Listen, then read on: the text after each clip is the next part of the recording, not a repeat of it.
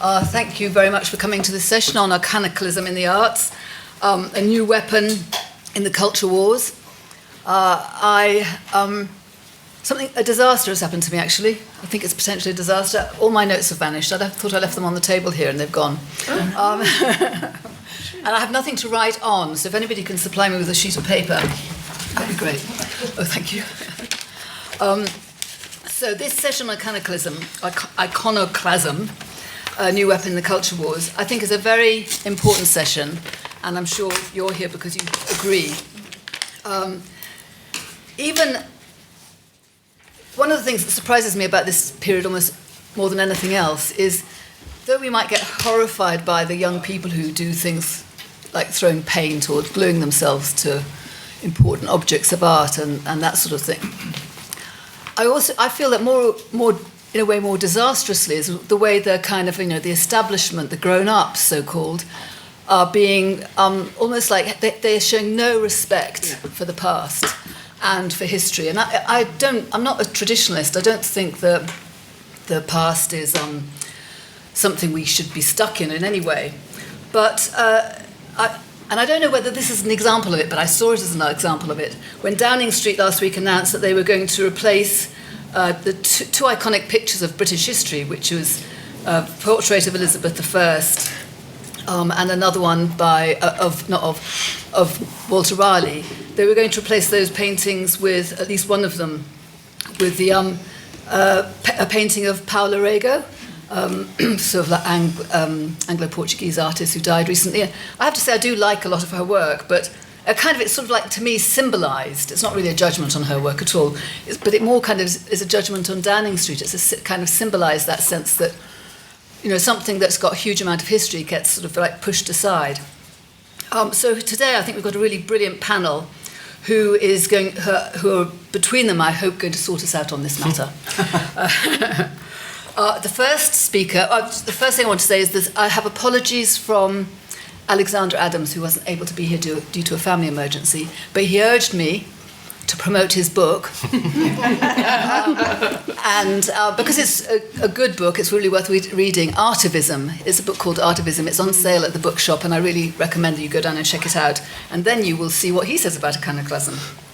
So I have here today, though, Dr. J.J. Charlesworth, who is an art critic, editor, and art review, and a co-sponsor of the Arts First podcast, and he helped me set it up with Niall Crowley and is a kind of a keen participant.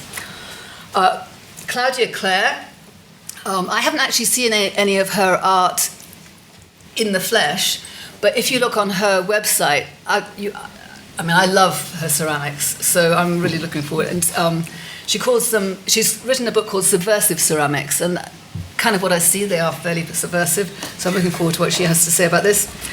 Lara Brown, who's a policy researcher specialising in cultural identity and former president of the Cambridge Union, so obviously very used to speaking. And then finally, Rosie Kay. And Rosie Kay is a very brave woman, a dancer, choreographer, and who's been through the culture wars in a very visceral way over the last few years, so I'm sure will tell us about her experience of that. And she, with her friend Denise Farmy, has recently set up, or a year ago set up, a campaign called Freedom in the Arts, and I'm sure she'll also tell you about that and the work of that organisation. So we're going to just kick off with JJ and take it from there. Thanks, Wendy. Thanks all. I think that we all know what we're talking about because there's been enough of it in the news recently. They're mostly protesters, mostly people from Just Stop Oil and not so much Extinction Rebellion, but a new bunch as well. Another gang has cropped up called Youth Demand, who seem even more idiotic than Just Stop Oil somehow. I don't know how that's possible, but we've noticed that, and they're doing things which aren't new, because the act of going into public galleries, public museums, and essentially seizing that space as a platform to pursue or impose or demand a certain set of policy changes, insist on this or that campaign, or political outcome when it comes to, say, ceasing the oil company sponsorship of museums, demanding then that was what Liberate Tate was all about, if you remember them, maybe in the 2010s. Going on to the more recent protests, which are essentially about seizing the platform of and the status and the visibility of art galleries, and of course using social media effectively to broadcast these interventions which are making demands of our entire society. Just Stop Oil insists that what we must absolutely do is stop drilling for gas and oil right away, and to hell with the consequences. Even more egregiously, Youth Demand recently tacked on, as seems to be the case now with a lot of these kind of boycott and kind of protest interventions about kind of very current causes. They went in and tacked on the idea of protesting about the war in Gaza, and basically protest against Israel's war in Gaza by essentially papering over a poster of a painting by Picasso of mother and child with a poster of a mother and child photograph taken in the conflict. So we seem to be surrounded by a generation or a certain kind of group of people, or a certain tendency that thinks quite easily about attacking or staging protests on in and on artworks in museums. And obviously it's entirely to do with the fact that a lot of these protesters recognize the status and the cultural status and the power and significance that we as a society, as a culture, give to artworks and museums. That we know there's a reason that museums are important, we think. We think that museums and the artworks they contain are important because they say something about us and about what we value in society. And so the protests target these venues, opportunistically, I think, because they want to claim the prestige, the value, and they want to, in a certain way, affront the value that we hold for these things. They want to claim the value that we hold for artworks in museums and say, well, actually, you know what, you think this is valuable, well, actually, it's not as important as this bigger issue that I'm going to insist you listen to me about. Now, of course, in a way, artwork iconoclasm, this is going to be a great word to tongue twist throughout the session. Historically, we know there's plenty, it's gone on long before these recent protests. Real iconoclasm, though, in the meaning of the term, goes back to religious iconoclasm, the destruction of artworks. But it's really about, and this is the kind of point I want to develop in these notes, religious iconoclasm that goes back to, say, the religious wars in Europe during the Reformation and others, or for example, take a more recent example, the fall of the Soviet Union, where everybody decided to tear down all the detested statues of Lenin and Stalin and whatnot, and then essentially not know where to put them, so they parked them all in great big statue cemeteries, which were always very interesting in the 90s. But that historical iconoclasm was always about deposing the old order. I mean, if you think also about ISIS and its destruction of archaeological artifacts, the Bamiyan statues, for example, when they were in control, it's always their regressive and backward, medievalism harks back to that intolerance for old orders. Of course, there have been more enlightened revolutionary movements that do recognise or have recognised the value of retaining artifacts of the Ancien Régime or the Old Order, even in the moment of their victory. The French Revolution, for example, quickly established the Louvre to house the former collections of the artworks that belonged to the monarchy, the French monarchy. And of course, there's an interesting point that we have to kind of deal with, which is that there are famous precedents when it comes to attacking paintings. I think our paintings are getting a bit fed up of being attacked, to be honest. But the parallel that JSO and XR and many of these kind of people make is, well, hey, look at the suffragettes. There's a long tradition of radical protest in Britain that attacks artwork in the name of a greater good. And I always find that a really kind of outrageous parallel, because it's worth remembering that the suffragettes have been peacefully campaigning for democratic rights for decades, right? And they enlisted huge numbers of British people in their cause, right? And many, many people agreed with them. And the reason that they ended up with direct action was because Parliament, men, and the establishment, political establishment, simply refused to budge on the issue of women's suffrage, to the point where they took more drastic measures simply for the good reason that they had no other recourse. So I think we have to kind of separate that out a little bit, and certainly call out those activists when they, I think, dishonour the name of the suffragettes on precisely on that point. They have democratic means available to make their points. They do not bring many thousands or millions of their fellow Brits along with them with regard to their agenda. But I think it's important then to grasp, I think that today's artwork smashers are neither a popular uprising nor a disenfranchised part of the society. I think rather they tend to represent vocal minorities, yes, but those vocal minorities happen to represent influential sections of society whose agendas are those shared by the political and cultural establishment, and who act in a rather more peculiar way as a sort of activist moral police, demonstrating by their actions the moral superiority of their cause over even the respect for public institutions or the works entrusted to those institutions. It's important then to grasp the connection between iconoclastic, so-called iconoclastic activists and the institutions they address. It's not as if today's museums and galleries are holdout bastions of conservative, nationalist and imperialist thinking, far from it. Rather, today's museums and galleries are run by people who largely agree with the iconoclasts and in their own way are more interested in demoting or re-evaluating or reinterpreting the contents of museums and the roles of their institutions to align with the orthodoxies of the day, rather than to make the case. So those institutions, I think, nowadays really don't want to make the case for why they are good institutions or why what they do in terms of looking after and presenting artworks are good. They don't make those institutions, say, like the Tate or others, don't make the case for what makes art good, nor do they try to champion the public virtue of an institution that offers an understanding of artworks, of the historical context of artworks, or the story of art in our country. So, I mean, there's quite a lot to talk about later.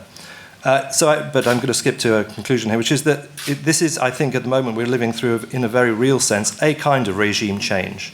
The shift from the ancien régime, but we'll work out what it is, to something which I don't think I agree with. But it's not a regime change led from the bottom, so it's not an iconoclastic attack from a mass popular uprising against a hated despotic order. It's not coming from the mass of society. It's the regime change of the political and cultural elite, which has been going on for decades, but now, and we only just seem to be noticing it now, has made its way through British society and is now in the process of rewriting our everyday culture and the culture of our institutions. We shouldn't forget that as old icons are smashed, the new cultural elite also replaces the old stuff with its own iconography. Think of the Mayor of London. I mean, I really don't want to live in London anymore. I mean, luckily I don't, but coming back here, it really depresses me. Think of the Mayor of London's naming of streets, the renaming of all the overground lines to make us feel a bit better somehow, recently the commissioning of a new monumental sculpture to commemorate the victims of the Atlantic slave trade, announced in September. Of course, there is already a monument to the abolition of the slave trade in the City of London, but everybody's forgotten about it. The cultural elite that now runs our museums and galleries isn't that interested in the art in their care, or explaining the history of art in an objective and dispassionate way. And in particular, they don't really have any interest in the artistic values and qualities of the works in their care. They are more interested in the museum as an instrument of propaganda. And when you look, just to conclude, when you look at the agendas that the protesters are turning up to protest, particularly with regards to climate change, but it does extend towards things like, say, or sponsorship in general, but of particular kinds of companies, and perhaps not so much Israel-Gaza just yet.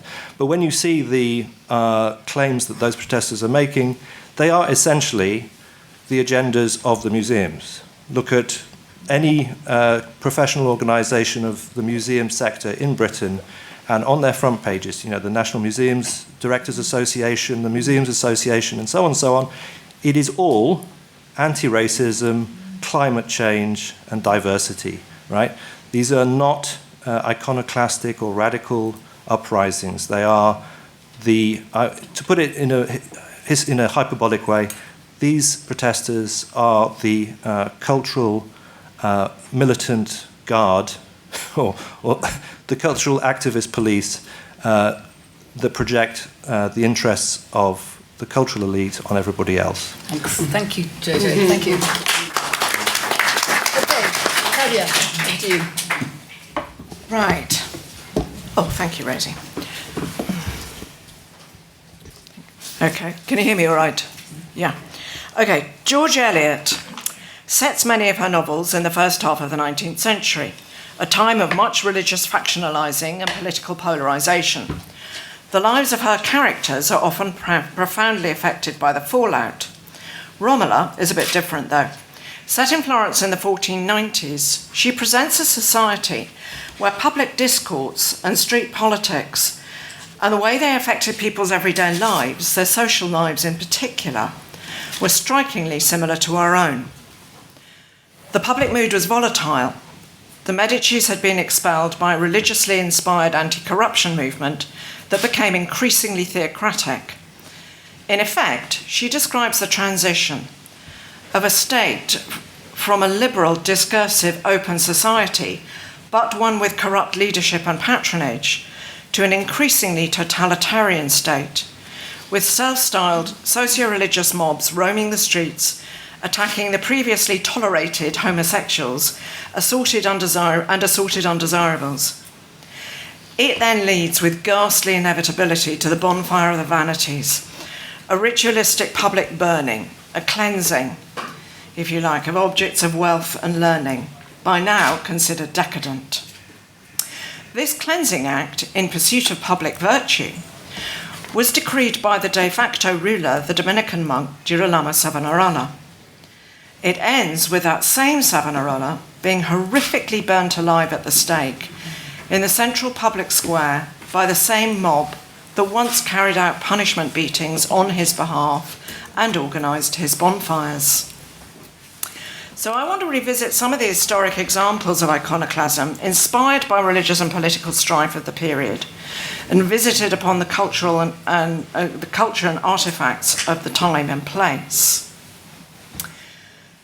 So the Puritan attacks on art and culture of the 16th and 17th century were connected to the Reformation, itself a much-needed correction of earlier Catholic excesses, but it became totalitarian under the Puritans. What we now see looking back at the results of Puritan iconoclasm is a brutal eradication of the visual arts, especially in churches. We value and marvel at the tiny fragments of wall paintings that remain and wonder what our buildings must have looked like before the rise of Protestantism. But of course it began as something much smaller, a protest against an overwhelmingly powerful Catholic Church, which was itself totalitarian. Now go forward to the 1979 Iran Revolution. That set off a series of iconoclastic attacks on the Qajar paintings in the Chehel Sutun Palace in Esfahan, on the decorative tile work, for example, in the Golestan Palace in Tehran, a temple to wealth and excess, and on cinemas and clubs that showed Golden Age Egyptian-style belly dance in films and cabaret. The Iran Revolution began as a student protests and a growing trade union movement against a brutal dictatorship of the Shah. But it became the Khomeinist revolution and it ended in theocracy. Now we get an interesting twist. In the Iran-Iraq war that followed, when much of what we now see as the Islamic Republic was settled, child soldiers used as cannon fodder were memorialised as martyrs, Their portraits painted and displayed along the roads leading to the small towns and villages of western Iran, many of them Kurdish. Rather than attack the memorial imagery, however, the people have carefully tended them, repainting and repairing them where needed.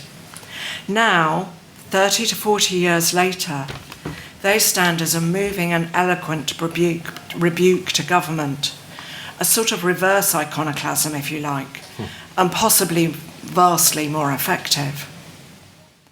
Back to the UK, 1914, saw suffragette Mary Richardson take a knife to the Rokeby Venus. Richardson justified her attack, stating that the authorities seemed to care more about the welfare of painted images of women than the welfare of living women. Both the act and the justification seem to prefigure the most recent attack. Tate Britain lauded her to the skies in their Art Under Attack exhibition of 2013, but one wonders if they'd been quite so generous if it were one of Paul Arrigo's abortion paintings attacked by an anti-abortionist.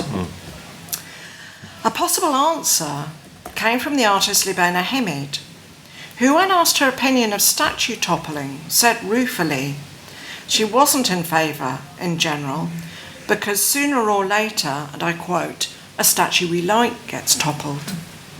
This was in reference to Edward Colston, toppled by BLM fans in 2020, which prompted much heated discussion, even more so when Mark Quinn spotted the opportunity to make a fast buck, put up a quick statue of his own.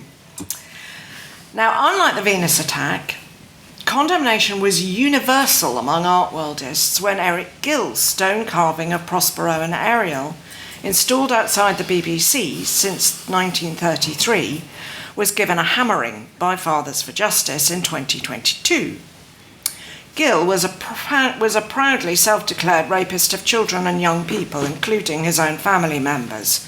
So, yeah, hideous artists can make beautiful work.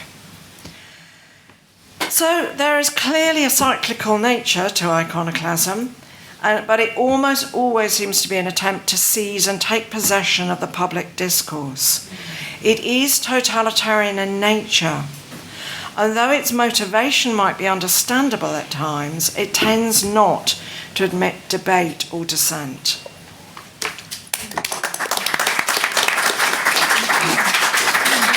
That was a very useful historic and global overview. Thank you. Rosie. Oh, I thought I was last. Oh, no, you are. No, Lara, sorry. I was just looking in that direction. Lara, sorry. That was really interesting. Given Claudia's given a sort of wide-reaching overview of Iconoclasm's history, I won't repeat that. Sorry. Thank you. But I think there are three distinct but interlinked trends happening at the moment, and trying to discuss them under the same breath is not really possible, so I'm going to try and sort of separate them out. The first one is the tearing down of statues that has obviously sort of been going to the beginning of time, but in this country, in the public eye, first sort of started happening in 2020 around Black Lives Matter. And that seems to be quite a standard and obvious form of iconoclasm. The tearing down of the Colston statue meets sort of every historical parallel with iconoclasm in a religious sense. It was pulled down in a very sort of graphic and public way. It is now displayed on its sort of side with graffiti, just as sort of slashed tapestries were displayed in the Byzantine period. And it was done so because of a sort of zealotry ideology that captured a lot of people. And that's very obviously an iconoclastic thing. The second thing we're seeing happen, as has been discovered, is the vandalism of paintings. And I think that's slightly more difficult to understand through the lens of iconoclasm. The first thing to note on this, which is sort of slightly depressing, is Just Stop Oil here have had their main demand met. They've been going for a few years. They were set up because they wanted new oil and gas licenses suspended. And in a move that will make this whole country much poorer, that was one of the first concessions that Ed Miliband made in power. And I'm not saying he did that to sort of save any more statues having bait being thrown at them. But it is worth noting that Just Stop Oil are not an insurgent minority group that is separate to sort of the political elite. The views of our Secretary of State for Energy and the views of these very young activists appear to be the same. And that's worth noting, and that is a big difference in movements in the past. And it's interesting, we've had the Rokeby Venus slashing mentioned twice today, and I think I have a bit less sympathy for the action of the suffragettes than JJ. But it is at least worth noting this was an insurgent group that at this point had no access to the elite class, and Just Stop Oil really do. What I find particularly interesting about this, I mean, I'm saying recent trend, and these are things that have been happening for thousands of years, but, you know, this new type of painting vandalism that has sprung up in the last few years, mostly done by 3 or 4 groups, Just Stop Oil, Youth Demand, Palestine Action, who, for what it's worth, all have exactly the same members. I think if you're a slightly disenfranchised 23-year-old living sort of on your student loan and parents' money, you join all of them at once and you do all of their different projects. So we are talking about very, very few people who feel so strongly about our nation's art, but it's worth noting. They very rarely set out to damage the artwork. And this, I'm not defending Just Stop Oil at all. I think they're an awful group. I think the law should come down strongly on them. But it's interesting trying to pick apart the way they manage their protests, because they always have a statement after saying, we've only damaged the glass, this papering over will come off, there's no, this statue isn't in damage, which is obviously very different to the Rokeby Venus. Yeah. And I'd love to hear from the audience, because I struggle a bit with why this is being done. Because on a sort of first principle, what's clearly happened is they've tried to pick a sacred cow, which the large majority of the public who aren't with them care about or be outraged by. And as you perfectly put it themselves, I think art galleries show the best and the worst of ourselves. They encapsulate what we're proud of in the culture. And by storming into one of them and damaging the artwork on display, they're taking that away from us, and they're co-opting all of that, the value we hold for the history of art, for their cause. But then we have to ask why they're not destroying paintings in the same way that the Colston statue or statues across the UK have been destroyed. And that is quite interesting to me. It could just be moral cowardice and like a fundamental awareness that that would be a terrible thing to do, or a fear of the law coming down far more strongly on them, or the fines. But it does characterise the protest quite strangely. I found the Stonehenge discussion very interesting about this, because they'd thrown some coloured cornflower on Stonehenge before the eclipse, and then put out a statement saying this will wash away in the rain. And some experts on the issue came out and said, actually, you've killed some really rare species of lichen that have been there thousands of years. And they seemed genuinely quite sheepish about that. So I do think, you know, if we're going to try and think about what Just Stop Oil are trying to do and why they're trying to do it, those are two things that you need to bear in mind, that their views are not that disparate or separate to the elite class in Britain today. They're different. I think they're disparate to the majority of people, but they've got a direct line to the elite class. They're often funded by people quite near power. And the second thing is that they don't seem to be doing the sort of damage to icons that ancient iconoclasts or iconoclasts in Venice did in the past. And then there's a third type of iconoclasm, and it's a type that I find oddly most disturbing, even though I think it sort of goes under the radar much more. And that's the rebranding or denigrating of our history for modern audiences. That's, you know, you keep the painting, but you pop a little plaque underneath saying it's terribly offensive, and this gallery doesn't stand by any of the things that painter did. And I think that that's been one of the most widespread and quiet developments in recent years. I think I was about this panel because I was very critical of the decision to rebrand the Hay Wain painting as a sort of highly privileged painting that was sort of deeply racist, because I do think that it's fundamentally bad art history. But when we're looking at that, again, we're not looking at a small protest group. We're looking at members of the elite classes criticising or changing or taking down our history. And you mentioned the changing of paintings in Downing Street, and I think, you know, obviously, that is not a protest movement. The Prime Minister and Rachel Reeves have been doing that amongst themselves. The National Portrait Gallery rehang, I thought, was broadly quite fair, but saw some good statues come into storage because of the views of the artists that ran them. At the National Maritime Museum, there's a quite good exhibition on slavery. It's about 20 years old, but there's now also a sign at the front saying this exhibition isn't good enough and doesn't fit with our values, and we'll be changing it soon because we're very sorry about the racism of it. And I wonder if that is actually that's the most insidious modern conception of iconoclasm. We've civilized ourselves beyond, apart from in certain moments of protest, the pulling down or the slashing of statues. And even the protesters are scared to throw paint on a portrait But our elite classes, and I completely agree with Claudia, I think iconoclasm is generally an authoritarian, top-down approach to history. Our elite classes are quietly denigrating our history. They're quietly doing quite bad analysis of what's happened. And they're quietly changing or removing your ability to understand this nation's past. And that's what, in the work on the arts I do, that's what scares me. And that's, I think, the thing I would really like to tackle in this panel. But looking forward to any other thoughts. Yeah, great. Rosie. Okay, thank you.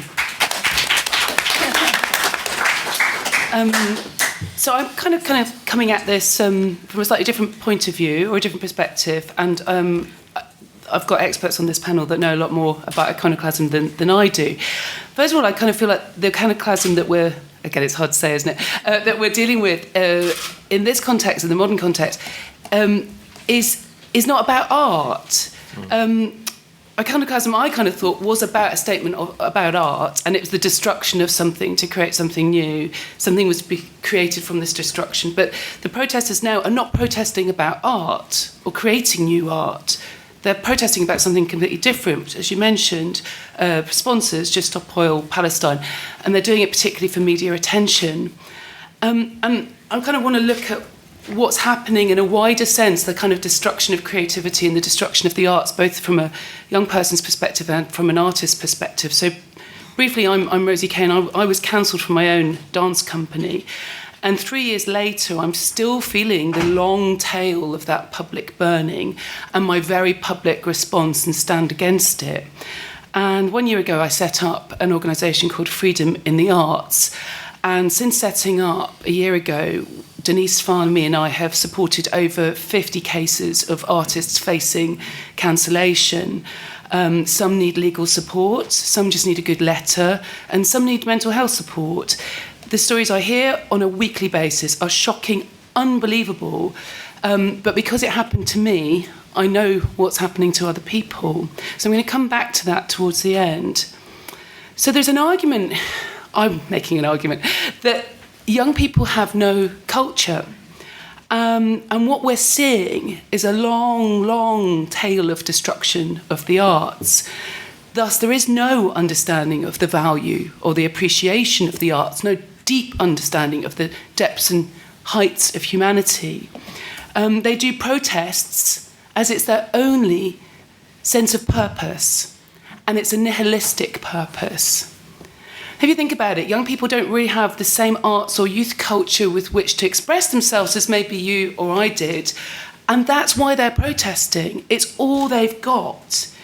If we go back to, say, even the 90s where I grew up, and look what was on offer, there were multiple music scenes, various tribes that you could join to feel part of through music culture with its own fashion and its own artistic imagery. Culture for young people since post-war until very recently has had a multitude of varieties and spaces where you could safely express your individuality, your tribe, and your unique beliefs. So what youth culture is there now? Well, firstly, most of much day-to-day debate, conversation and gossip has gone online and is no longer face-to-face in person. Interaction is typed, recorded or memed. It's disembodied. There's no shared laughter. There's no shared comedy, hilarity or giggles. I think another thing I've noticed is there's hardly any nightclubs post-lockdown, and there's very little dancing. If young people are not dancing, they're certainly not snogging, flirting, and we know they're having a lot less sex. There's no way to shout and laugh and be stupid and be silly and be right and be wrong. And that's where the protests come in. What do they give you? They give you a performance outlet. They give you a hit. They give you meaning and expression in your life, a purpose higher than yourself and possibly your meaningless degree course. So this bigger culture is an anti-art culture. It's an anti-creation culture. It's a destruction of things that are bigger than them, that mean more than them. And it's the result of small lives, small minds. Live performance is particularly worrying to me, the protest in live performance, because it's uniquely dangerous to performers. I now see regularly security guards in front of the stage at Sadler's Wells, when you're doing really complex, say, pas de deux work in dance, an invasion on stage could result in absolutely serious, if not life-threatening, injury if someone is dropped. And it really did make me laugh when the protesters ran up onto the stage of Les Miserables and the actors were performing with way more gusto than the three young people holding a kind of pathetic flag. So what irks me, old fuddy-duddy Gen Xer that I am, is that an attack in theatre or a gallery is a deliberate attack on people's psyche. When you go into a space such as a theatre or a gallery, you open up part of your imagination that allows you to be free, a space where we enter another world. We allow ourselves the security in the dark with strangers, collectively watching, experiencing something together. By sabotaging everyone in the genuinely safe space, they are savaging your spirit of discovery. If young people have no creative outlet, no way to shine or fail or experiment in reality with each other, with their minds, with their bodies in space and time together, then this is the appalling culture we are left with. Empty, performative, dopamine-addicted little activists, smug in their superiority, but bereft of their own creative destiny. However, maybe the art world deserves to be destroyed. It's bloody useless at looking at freedom of expression. When I was going through, 1 minute, so I'll leave that anecdote for later. So the arts, I would blame them, are killing themselves, as JJ actually mentioned, and maybe they deserve to die. Now, the cancellation of artists is about people. And when people are cancelled and destroyed, we're actually really destroying the arts. So I'd say the iconoclasm is about the people in the arts. Thank you.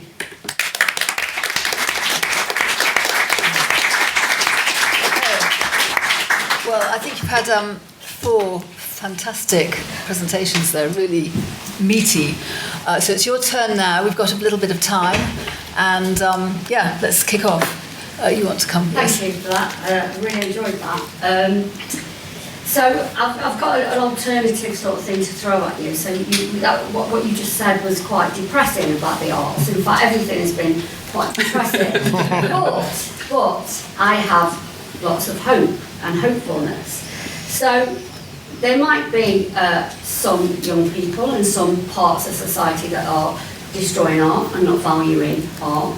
But there are also other parts of society that, and I'm talking about working class people, who are clamouring and desperate to get their art into the world. They are making art, they are speaking about art, they are talking art, they are doing art.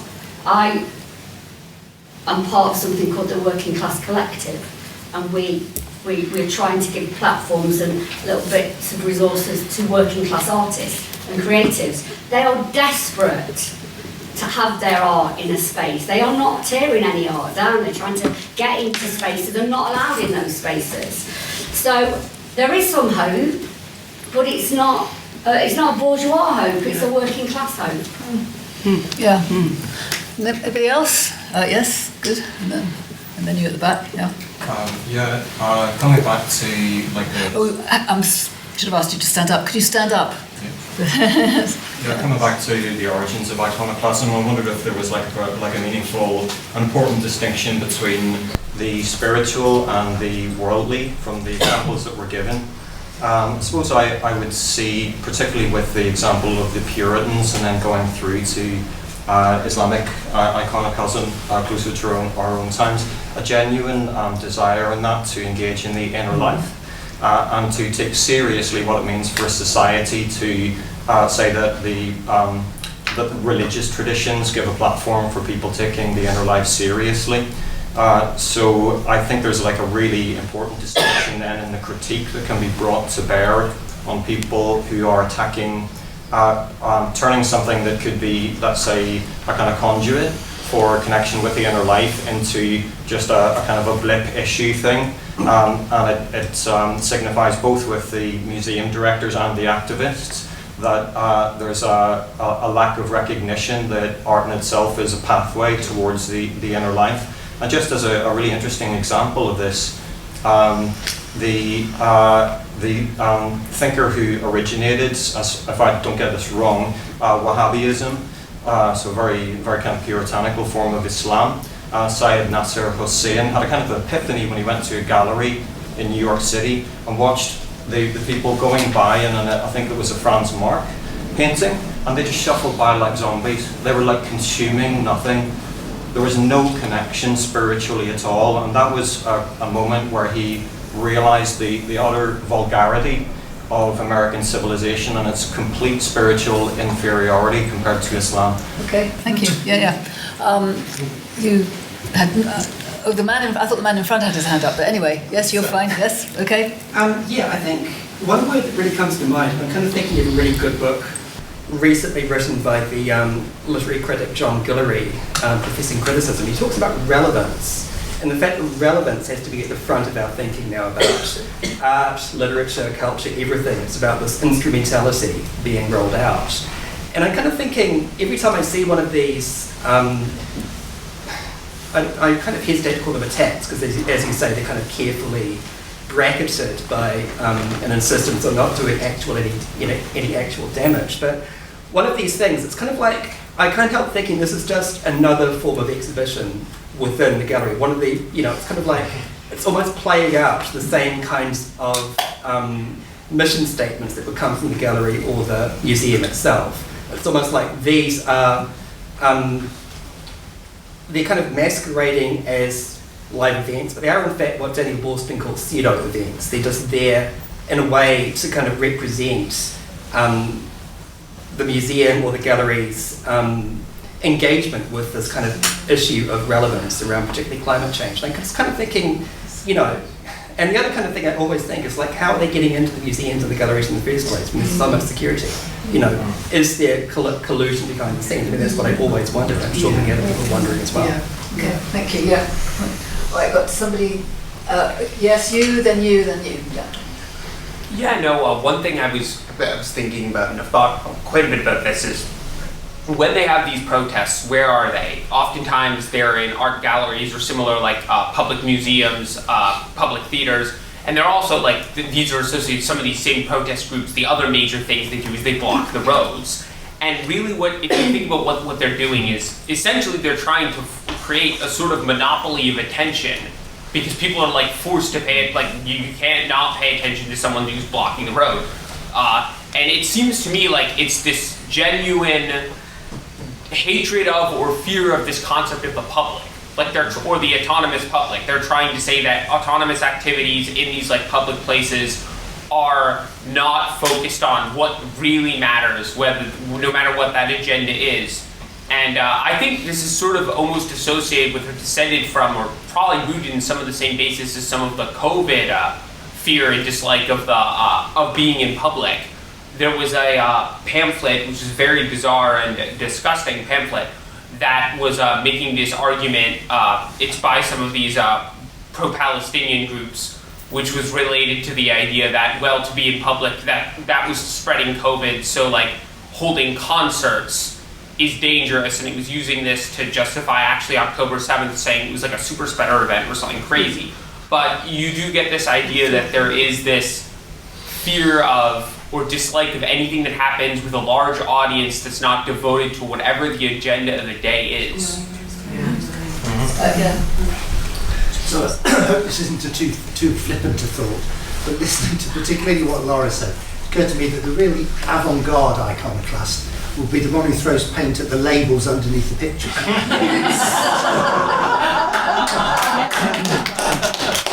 Maybe that's what somebody could do. Yes, okay. Yeah, Jenny, I think you said. Yeah. I'm genuinely trying to work out the connection between cancel culture and iconoclasm, because it was very striking when Rosie was talking, that she's talking about the damage done to people in the arts, which in fact completely destroys well, it doesn't destroy their creativity, but it does destroy their will to live almost, and to create. And the fact that obviously quite a lot of this activism is directed at silencing. So writers say, the whole thing about subsidization of the arts and so forth. So it's trying to work out really what are the roots of this. Clearly we understand that it's an attempt to impose a set of ideas in society without carrying society forward. So it's not representing a kind of popular movement in any way, as people have stressed. But it's trying to work out the connections there between that cancelling culture, but also this sort of what seems like mindless activism. I do like the idea of destroying the labeling. Okay, anybody else? I'll get the panellists to, okay, if you'd like to come in, and then the panellists will come in, and then we'll go out again. Just a small point. I generally like toppling of the columns on occasion. I think some of them are just not relevant anymore, and they should be taken somewhere. And I have seen some fantastic collection of Lenin and Stalin in, all the collected columns. It's actually really fun. So maybe it is a right movement on occasion, maybe not very dramatic. But maybe some of the cancelling, not the type of cancelling you were talking about, Rosie, but that, the other is attention seeking. It's a little bit about generational shift. In 60s there were revolutions all over Europe, and the people who were, young bourgeois weren't in power, so they wanted to dispose their parents. So maybe this is the same thing, be nasty to your mother and freeze your ears.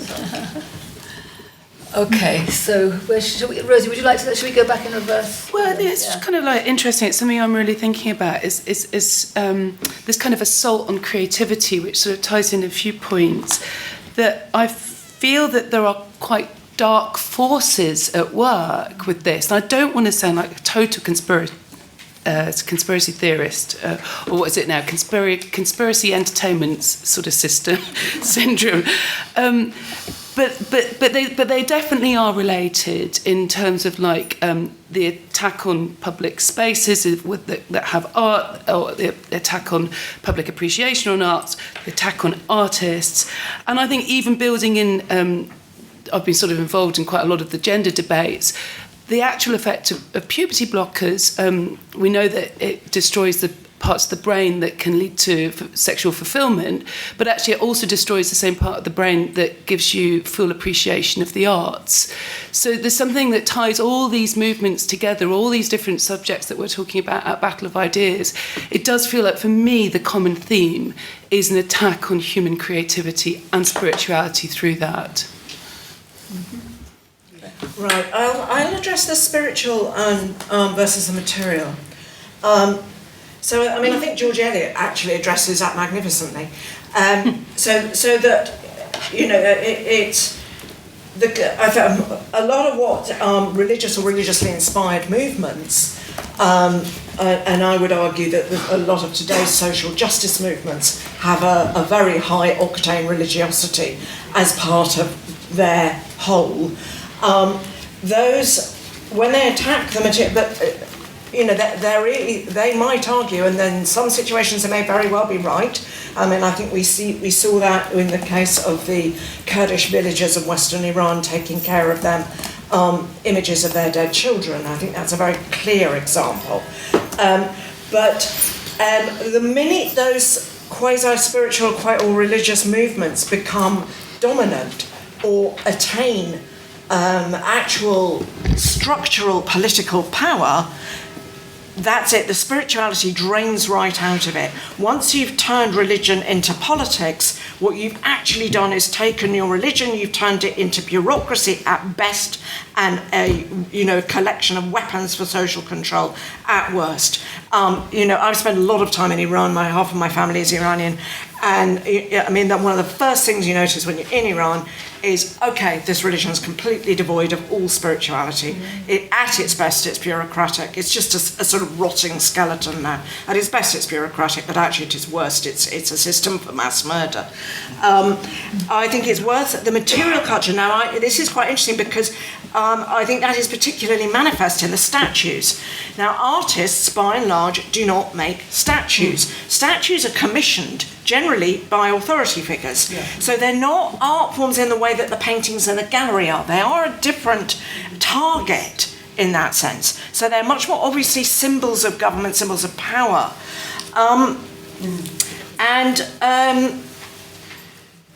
So it occurs to me, a couple of people I think tentatively raised the possibility that the sort of rearrange, the attacks on paintings with soup cans or breaking the glass or this, papering over stuff, it's a peculiarly tame iconoclasm. It's like there is something odd going on there.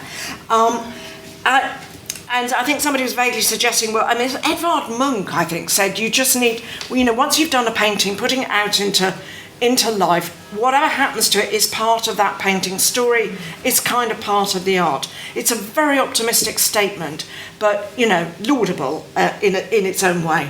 A good example that's actually been channeled into it would be somebody like Ai Weiwei, making a substantial collection of those very beautiful ancient Chinese urns, which are simply water jars. They are the most demotic art form imaginable, sort of to a penny. And even now, he says, you can still buy them in flea markets for sort of next to nothing. But equally, there are prized possessions in museums all over the world that are worth thousands in inverted commas. So, is what he's doing there is incredibly complex, actually. Among other things, he's talking about the art market. Why is that one accorded this value and this one not? Why, if I dump this in paintings, does it acquire the value of my art?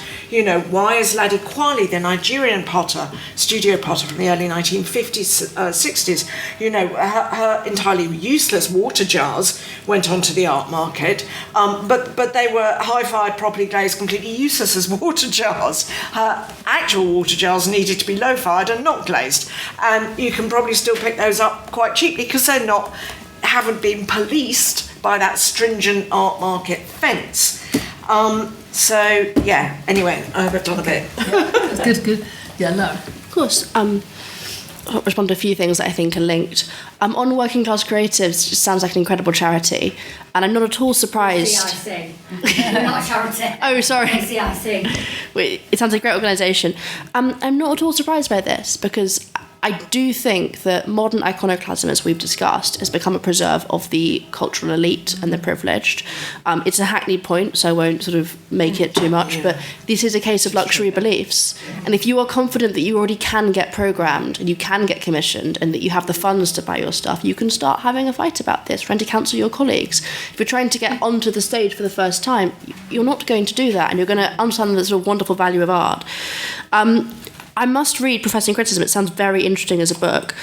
Relevance is a word that makes my heart sink in the museum sector, because whenever I talk to people who sort of work in this area, they talk about the difficulty of programming basically really interesting, good artists, because there'll be some theme they've got to shoulder into something, and it'll be, we're doing environmentalism this week, we're doing gender this week, you have to do that. If it's not about race, no one will care.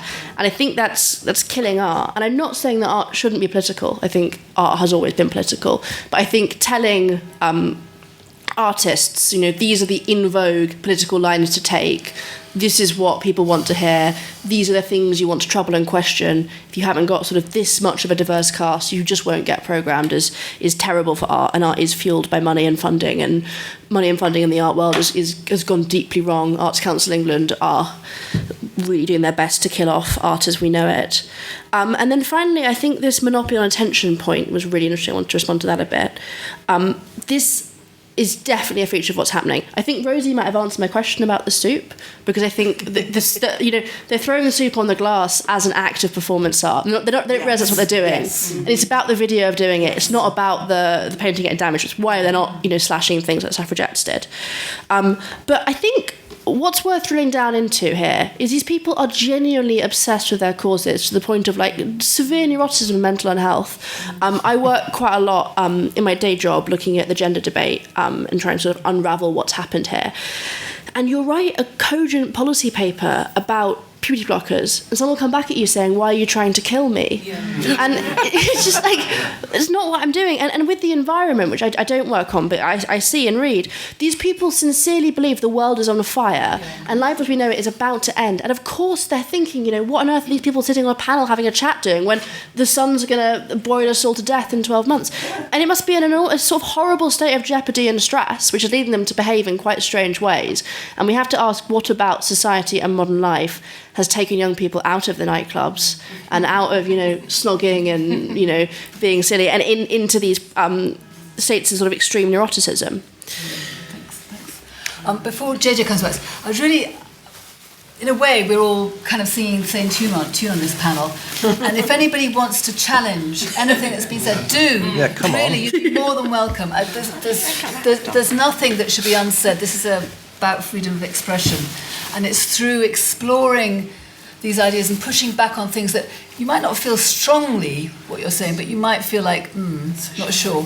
Do express that. It'd be very welcome. But anyway, JJ. Push back by all means. I think it's a very constructive discussion because we're tussling with quite tricky, knotty problems that are less obvious than the superficial, aspect level of it is. Absolutely. I think this point about why not damage, which is Lara's point, and I think it's a really crucial one because it's one of the more enigmatic aspects of these protests that they go out of their way not to damage things. Obviously, that's not up for them to decide. Actually, I'm sorry, but the point is that that's at least symbolically kind of there that they care about the artwork, right? So, millennials and Gen Zs are always talking about care and self-care and caring about everything, and yet they're a complete pain in the arse all the time. But that's a really important point there about the symbolic gesture, because it's not just that they don't want to get done for actually damaging paintings. It's just that the symbolic gesture of smearing, defacing, throwing paint on, demeaning, essentially. That's what we're talking about there. The artwork is about a sort of complicated relationship and a very melancholic relationship to the unattainable status of the art object as a sort of value. I think it's a really complicated one. Sometimes you might have to wheel in a psychoanalyst or a Freudian, but the point is that they pretend to care about the claim of art being a high value, right? And yet the problem about the melancholic bit is that they know in their hearts that they don't believe it because they are overwhelmed. They like the idea of a human value of great art. It gives meaning. But they simply can't bring themselves to there because, in fact, as Lara is kind of pointing towards, they live in a world with a worldview in which the centeredness of caring about art from a human perspective, being human and making art, these two things are absolutely interlocked. Animals don't make art. The cosmos doesn't make art. Humans make art to reflect upon their own relationship to themselves and the centeredness of what it means to be human, right? And I think to go very big, broad political philosophy of the kind that I'm interested in, I would say a lot of this has to do with the fact that, in fact, the entire social culture, which tends to be driven by the kinds of elites that we're pointing towards, has essentially decided that the human is no longer central, right? This is the big historical political issue. The human is no longer the central actor in the history of the world and the subject of the world, right? The world is there to be looked after, and we are either a problem or its caretakers, right? So that level of self-demeaning, this is a big cultural issue that we face and which underpins implicitly a lot of the kinds of ways in which we think about culture, the human status and a human agency, it's obvious that these poor kids are essentially a little bit like the kind of medieval visionaries, of the Dark Ages or the Middle Ages, who are essentially imbibing the established culture, the orthodoxy, the consensus of society at the time, which comes from the top, right? It is the top that has decided that the world is ending, that it is on fire, and that we're all doomed. And a bit like the sort of sad, crazed lunatics who are outside the city, in the medieval age, like thinking that they've seen visions of the end, right? These poor kids are essentially projecting, right? And it's because they have, as Lara's kind of pointing to, I don't think they have any sense of their own value or of human value or of the value of art as a privileged artifact that essentially acknowledges human existence. And because of that, they hate museums. Because and this is also the point about the iconoclasm of the elite in terms of essentially destroying the narratives of art that are maintained within museums, right? So museums are not important because human history is no longer as important as the elites think it is, as the elites think. Thank you. That's great. I've got some hands here. Good. Ooh, lovely. So we'll go round. So if we go back, yeah. I think you might be doing these young people a disjustice. Disservice. So, how do two people and a tin of paint, or a tin of beans, or whatever, a tin of soup, right? How do they make headlines around the world and give publicity to their cause in 10 minutes? If you've ever done street theatre or protested, see how effective you were, right? They've made it the talking point of everyone, and they've not clasomed these icons, have they? They've reaffirmed these icons in a discussion about the importance of art. But they're saying, look, you think this is important, but you're missing this incredible thing where billions of people might die. I've deluded there. I think you're doing a disservice to them because they're young and a bit stupid. But they're incredibly effective in what they do, and you're psychologising them. I think you're reading too much into this. And I think several people have made the point that the denigration of art as being for a particular purpose or in the service of some ideas or criticising things that are not about art is the iconoclasm that has been happening and is the key thing. But the fact that we're discussing these kids and their tins of soup, I mean, for crying out loud, they're incredibly effective, right? You might disagree with what they're doing. It's who they are. They've been incredibly, it's performance art. Okay, thank you. Even if you don't like the political message. Right, there, yes, there, the back, and then right at the other side, yeah, I mean, the thing about the Just Stop Oil protesters is that, okay, they're successful, but they're not really, like people have said, they are just reflecting the current consensus, which is that the world, we're facing environmental catastrophe, and the world is going to end. And so until that actual argument is turned around, the Just Stop Oil protesters are going to keep going. And there's, it's so interesting that we talk about the suffragettes. I mean, I'm not sure how many protests they did that were so, memorable. But I mean, Just Stop Oil and related organisations, they're doing these almost on a weekly basis across Europe. This is something that is, it's a completely different phenomenon. I think there is a completely different, there's the relationship between the protesters and the supposed public they're trying to address is completely different. Because most people who care about art but actually are sort of pro-environmental, they'll just go, well, I don't like what they did, but I actually, they have got a point. And that's why you're never going to get to a turnaround in the situation. And in terms of what this guy in front of me said in the earlier question round, is that, you know, it is fundamentally against the audience. You know, it's, although they say we haven't destroyed the art, they've actually they're destroying the experience of the audiences who go to galleries, you know, because there's going to have to be more security, more bag checks, you know, that puts a burden on the galleries, you know, that increases their costs. And actually, you know, who wants to be bag checked every single place you go? Yeah. You know, it's not nice. And then the final point is why can it happen? You know, since at least sort of Thatcher period, art has been justified in terms of its utilitarian value. Like, it's good for the economy, the creative sector, you know, adds to the British economy, or it can help people understand about racism, or galleries can be used for community, you know, events. It's because the art is no longer just seen as, you know, a great thing to have in and of itself. It's no longer art for art's sake. It's about art being used in another way. And so that's why Just Stop Oil can see it like that, because they're like, well, everyone else uses art for other things, so why don't we use art as well? And there was somebody right further back? No, okay. Oh yes, that's with you, and then you. I'm quite hopeful.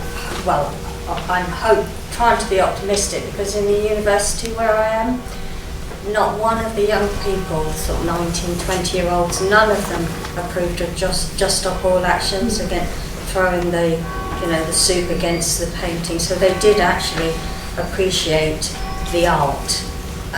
But the problem was that they weren't being heard. So even the academic that was teaching the class was quite surprised and expected them to all be supportive of JSO, because she herself was, but they weren't. But they weren't being given a voice. I felt that they're the silent majority that are possibly slightly nervous about speaking up to authority. So I'm hopeful. Yeah. So then, yes, you, and then come forward, and then 1, 2, 3, go. I was just trying to gather together some of the things that Rosie was saying and that you spoke about before as well, there, to do with puberty blockers and the kind of death of meaning for kids who had their life formed online, really. So there's something empty you were talking about there. I'm a psychoanalytic child psychotherapist, and it seems to me there's something about the relationship to the adult world going on here, with art being a representation of a kind of maturity of personality in some way. I think there's a sort of a kind of an envious attack. It feels very infantile and very unconscious on some level, and I think the fact that it's got sort of smearing and things like that in there is completely irrelevant. Seriously. Okay, and then there was like, yes, okay, yeah. And then 1, 2, 3, is that right? Yeah. So I think I agree with you. I'm an existential psychotherapist. So I think there's some kind of saviour complex going on here. I think there is this kind of need to rescue the world, and we are going to do it by destructive means. It's very passive-aggressive. It's very infantile. And I think I hear what you say, Rosie, and I agree with you about where is play? Where is just play and just being silly and being childlike, and instead there's this very using art, this iconoclasm, as a way to kind of prove a point, because we must show everybody that we have the moral high ground, we're superior, and we are going to shame you. So it's kind of we're okay and you're not okay. There's no kind of acceptance or respect, and this kind of art galleries as well now buying into this and sort of explaining and apologising. Oh, so sorry that we have this exhibition. They are then forced into the childlike, anxious child position, which these kids are clearly in, and scraping around trying to find spirituality, meaning, faith, all these things. Where are they in their world? And nightclubs, yes, where's the dancing? Yes. So, do you want to stand up? Sorry. Yeah. First of all, I think you're being very dismissive of these young people that you're talking about, because sort of quite close to my heart. I know a lot of them are scientists, they're academics, that people just feel really, really passionate about the fact that we have got a climate crisis, number one. Now, I'm a great art lover, and I don't necessarily agree with what has actually been done, but what I do know is I understand what's going on in the lives of some of these young people, and I'm sure they'd all love to. I mean, they do party and they do all that stuff that you were talking about, but I think the big issue for all of them is that they feel very passionate and they are very worried about their future, and that's why they behave the way they behave. And the art issue is actually secondary and not actually primary to their cause. So I think they need to be spoken for as well. Right, before we speak, I just want to check. Are you okay for us just to keep on going and then you have a final round-up, or do you want to come back to any points right now? I mean, I was going to trace. I was going to do a little bit of Arts Council. If here we go, nerd alert. Just to sort of I'm sort of trying to work it out myself. Just the past couple of days thinking about this. So the Arts Council's Let's Create new policy that sort of came in during COVID. It has 4 pillars, investment pillars. One is about the arts, which is ambition and quality. One is about the business, which is dynamism, as in like business and organisational development. One is called inclusivity and relevance, going to your relevant point. And the 4th point is environmental sustainability. So only one of the 4 pillars of the Arts Council funding is about the art, and it hardly mentions art, and it never mentions excellence. One is about business, and 2 are about these issues that we're talking about. Relevance and inclusivity and relevance sort of also used to be the creative case for diversity. So we're talking about race, inclusion, EDI, all that sort of business, and then environmental sustainability. So currently at the moment, most NPOs, that's national portfolio organisations, regularly funded organisations, are actually changing their policies to embed the investment policies into their mission and purposes, right? And they're being asked to do that by the Arts Council, and then they're being policed by the IPSOs, which are investment principal support organisations, which are funded up into the millions. Now, so that's filtering down through all of the arts organisations at the moment, and that's you're seeing the kind of like the front-facing results of some of that, in which that all your work, whether that be performance or art galleries or libraries or museums, anyone that receives Arts Council funding needs to reflect and is being measured on how they embed the investment principles. And that's going through all the policies at the same time as well. So, for example, how does it link to cancel culture? Well, if you even question it, or you say, hang on, how does this relate to our purpose as an art gallery, as a dance company, as a theatre company? If you even question it or ask why, that puts a massive label on your head. And I've had multiple cases where that's it. They're immediately suspended. They're immediately put under investigation. I've had somebody lose their entire livelihood despite working for an arts organisation for 25 years. You are the problem for simply questioning it, and they can use all the powers of their grievances and complaints procedures to attack that individual, and it sends a message out not just to everyone in that organisation but to everyone in the arts not to question. Okay, great. Briefly now, because we're going to go back out and then have a final turn now. Okay, I just briefly what's been said about sort of paint throwing and soup throwing at paintings and whatnot, and the huge amount of publicity. It seems to me that what we're actually talking about is the protest. We're not talking about the issue that it claims to represent. Half the time, I think most people aren't quite clear which bit of the issue. Climate change is a gigantic subject. And I mean, really huge. And climate change mitigation, in other words, its impact on the people and what you do in response, how people actually deal with drought in their nations, what you do about, the kind of movement of peoples in various directions across lands and how that affects them. That's a gigantic subject. And nobody's talking about the issue that they're claiming to represent. What we're actually looking on the bright side though, we do seem to be talking a little bit more about the value of art in art galleries, and that actually, I think if it's doing anything, it's doing that. Good, okay, do JJ and then you? I'm going to come back later, I can think of the wrap up, but with some other points, but I just want to read a quote, which will resonate. It's from Maria Bolshaw's dreadful recent book called Gathering of Strangers, which is a dreadful book about what she thinks that museums aren't for, I guess, or the fact she doesn't really know or I mean, this is the director of the Tate Gallery, right? Who has all kinds of ideas about what the art museum should do as a social agent, as a thing to change society, a change maker, to intervene in the climate crisis, blah blah blah. Very little to do with actually looking after the art or narrating the art of the history of the UK. But there's one particularly terrible bit in the chapter on the long chapter on how the Tate Gallery should be an advocate for climate crisis and climate change kind of propaganda, basically. And she says, and this is really, it's really weird. What has not yet occurred, she says, in my view, is a fundamental shift in our thinking about how we operate our museums as organisations of and for the really long term. Ultimately, the message we are still sending is that the conservation of our objects is more important than the conservation of the planet. When museums insist on maintaining the best conditions for the preservation of the objects in their care, without thought to the energy consumption required to maintain this perfection, we fail to acknowledge something we know from both contemporary conservation science and from our own often long history of holding objects in far from ideal conditions. That is, that our objects are gradually decaying, whatever we do with them, and they do so all the faster if we put them on display for people to see. Oh my God. And this is the director, ladies and gentlemen, the director of the Tate Gallery.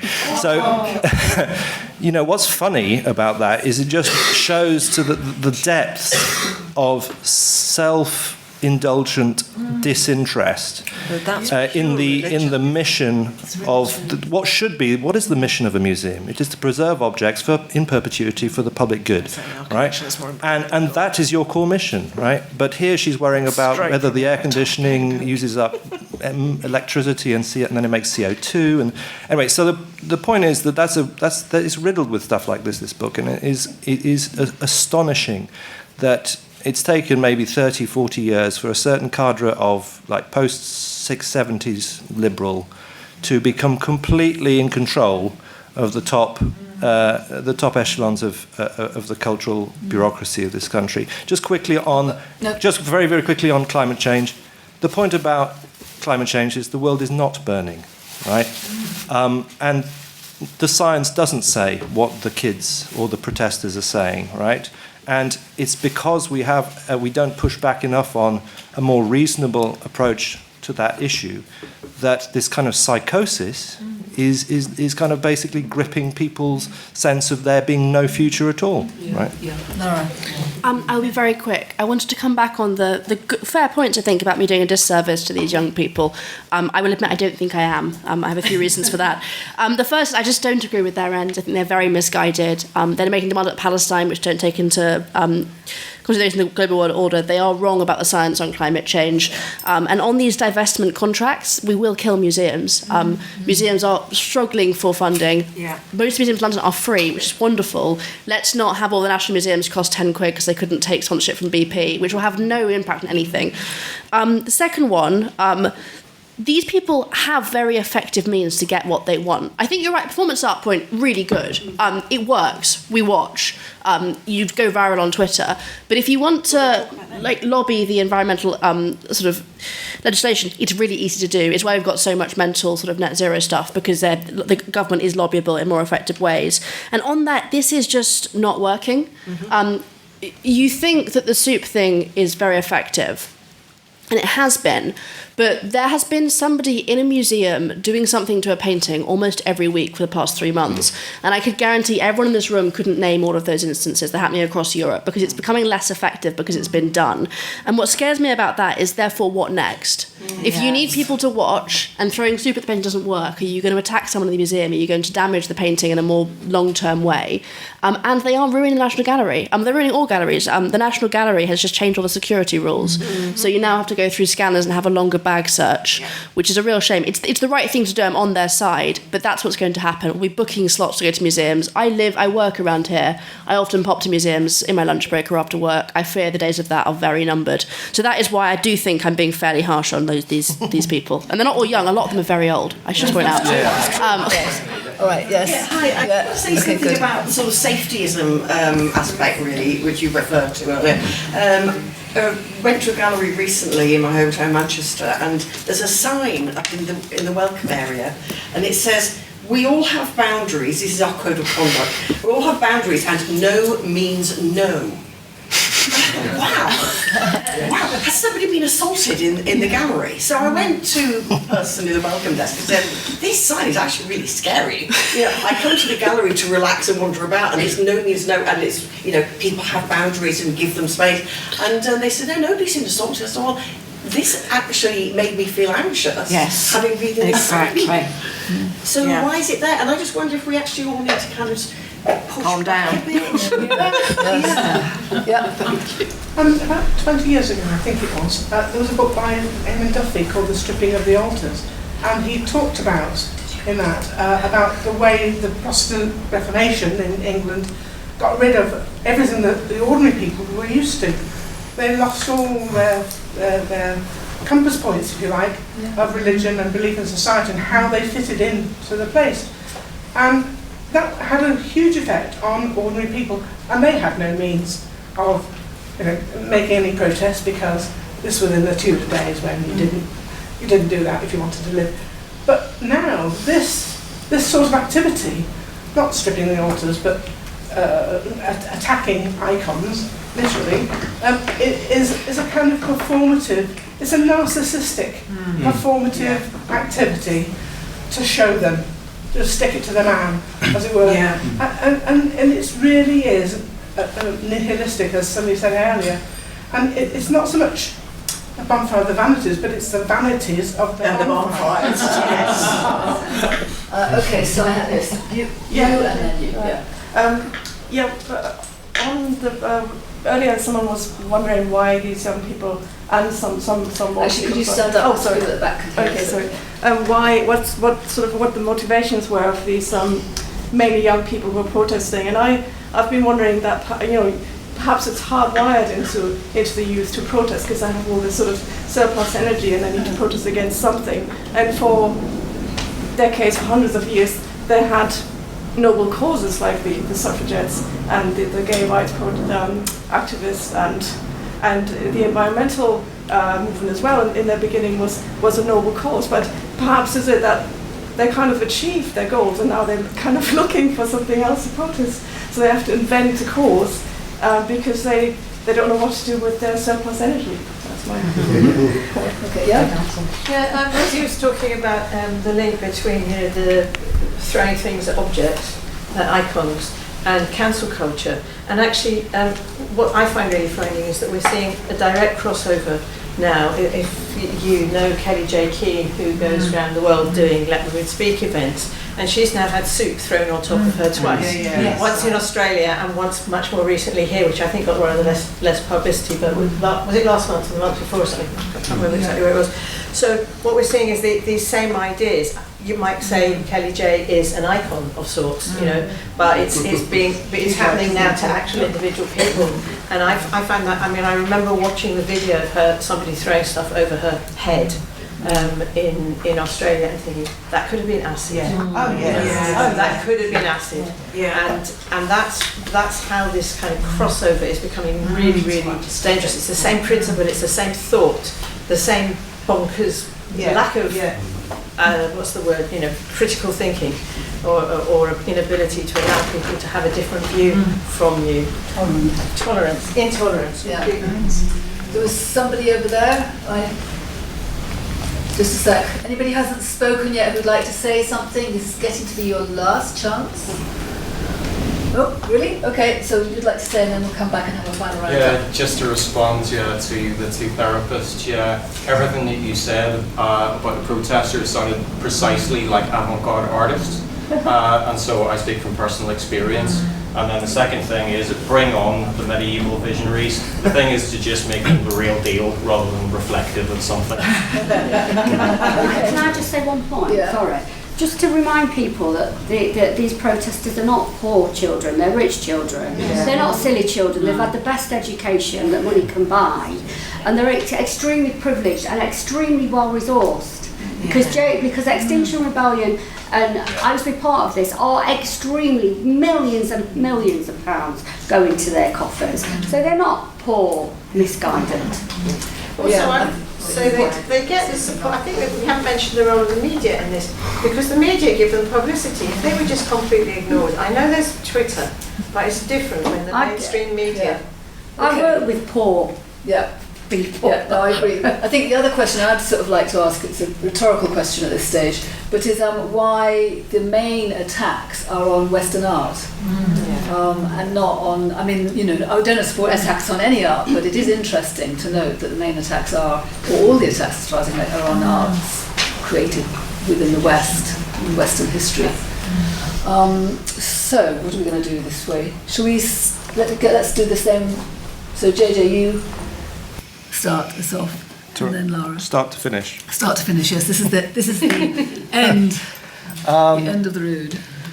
I mean, I think it's a corrective to this discussion not to kind of denigrate and trivialise and belittle the kids, right? Yes, we know they're well financed, they're very well educated, they're not all kids. They're young people, but they're not exclusively, and so on and so on. So I don't think it's not very helpful to talk about youthful revolt. It's patronising. It is belittling.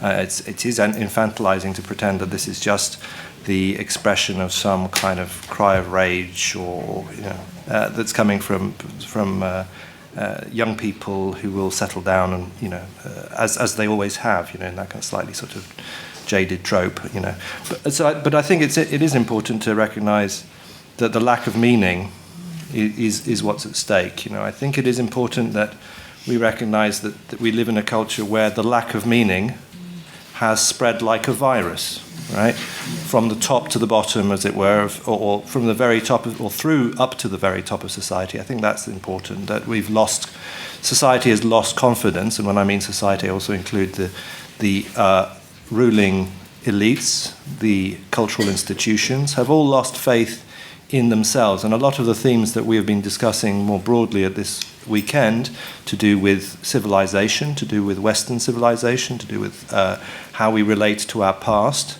or not, I think are all completely germane connection points to into what is going on in this more local issue.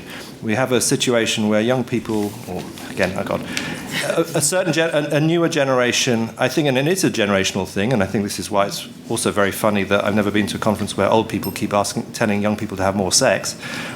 It's used to be the other way around, right? Have less sex.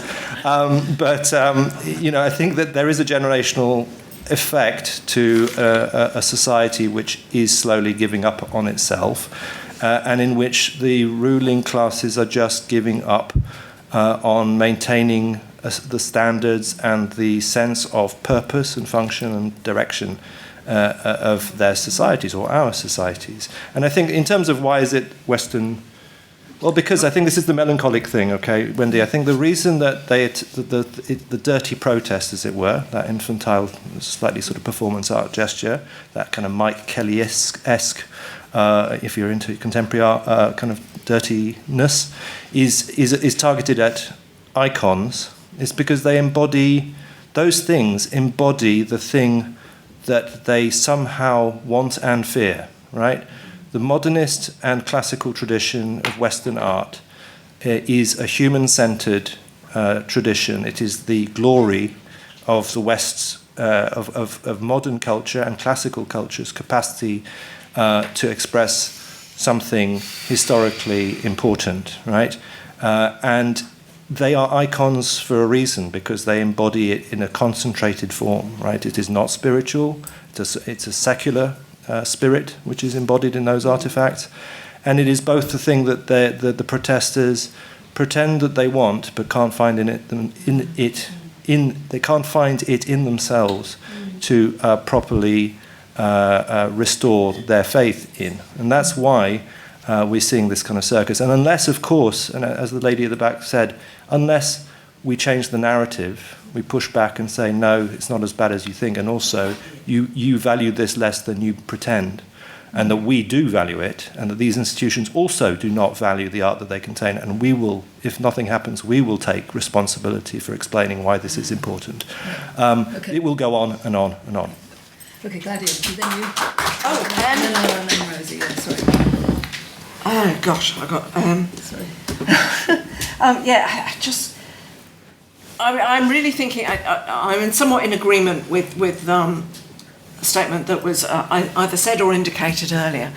That actually, if the arts establishment, the elites, if you like, were less interested, and Rosie sort of referred to it as well, in instrumentalising art, in using it for the public good, in this kind of wholesome attitude, it strikes me that it would be less likely then to be mobilised by protesters and their paint and their soup cans and what have you,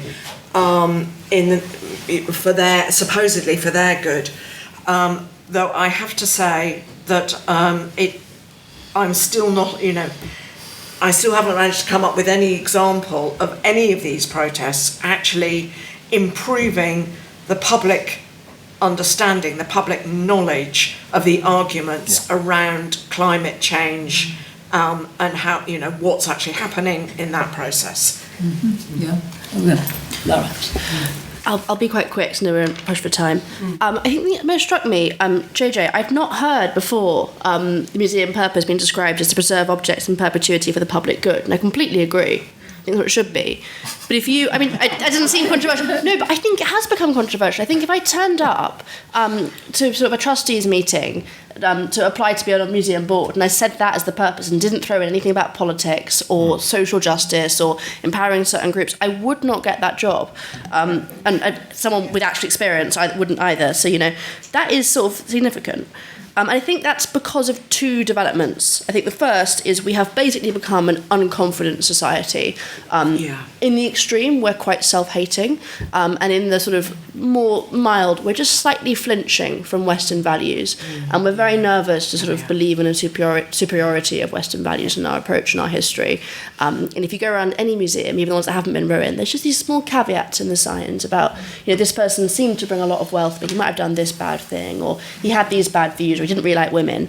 And that is unhelpful.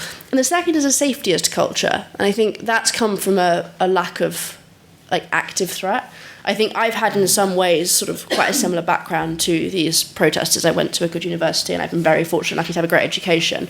But I've therefore never really been under any threat in my life in a meaningful way. And I think because people still want to have these human experiences, they perceive threats where they're not there. They've been upset by a piece of work in a gallery, someone speaking in a park was dangerous for them, and we've conflated things that might be emotionally a tiny bit difficult with actual violence, and that's been really unhelpful and dangerous.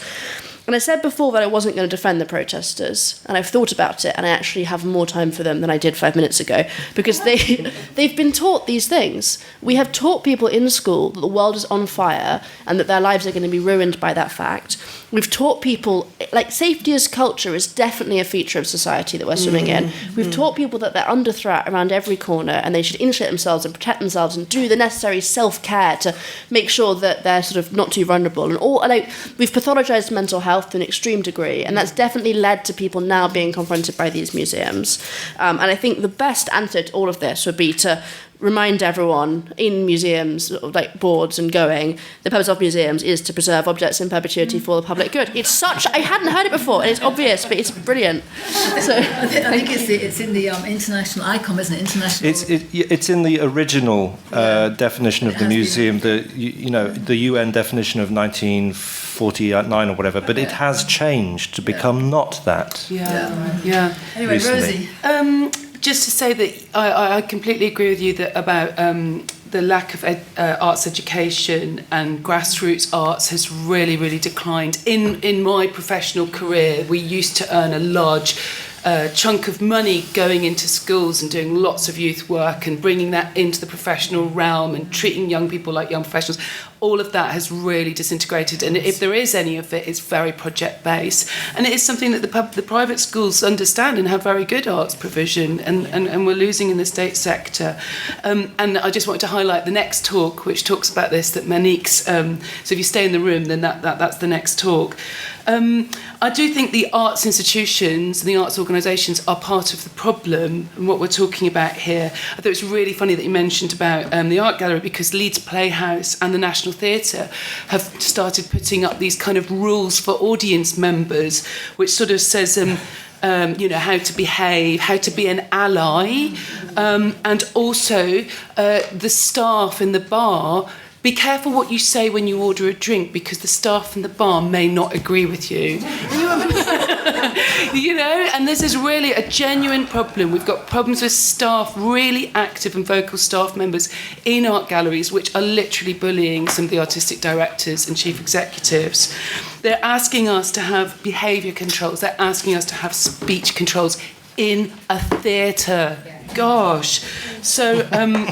I think I agree. I've got some evidence that some of these art institutions and galleries are inviting these protests and allowing them to happen and welcome them back to the point of relevance. So thanks very much.